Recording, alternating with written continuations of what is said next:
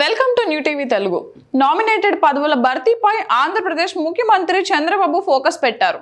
Party కోసం కష్టపడి పనిచేసిన వారికి నామినేటెడ్ పదవులు ఇస్తామని చంద్రబాబు స్పష్టం చేశారు. గతంలో మాదిరిగా జాప్యం చేయకుండా నామినేటెడ్ పదవులను భర్తీ చేయాలని ఆయన భావిస్తున్నారు. పార్టీ ఎంపీ, మంత్రులు, ఎమ్మెల్యేలు, ముఖ్య నేతలతో జరిపిన టెలికాన్ఫరెన్స్ లో చంద్రబాబు స్పష్టంగా చెప్పినట్లు తెలిసింది.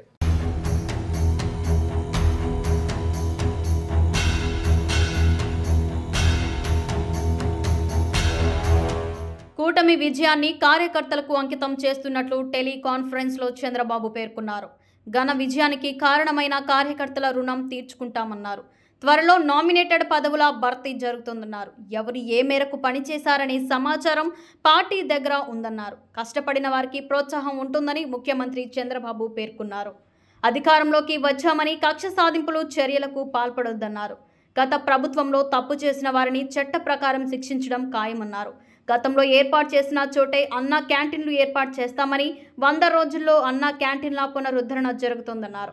గత 20 ఏళ్లలో గెలవని సీట్లు ఇప్పుడు వచ్చాయంటే అది గాలివాటం కాదు, ప్రజలు నమ్మకంతో ఇచ్చిన చారిత్రాత్మక తీర్పు అని వెల్లడించారు. కూటమి 93% స్ట్రైక్ రేట్తో 57% ఓట్ షేర్ను సాధించిందన్నారు. ఈ ఎన్నికల్లో ప్రజలు ఇచ్చిన మెజార్టీని మనం కాపాడుకోవాలని నేతలకు సూచించారు. కార్యకర్తలకు సాధ్యమైనంత వరకు అందుబాటులో ఉంటానని సీఎం చంద్రబాబు తెలిపారు.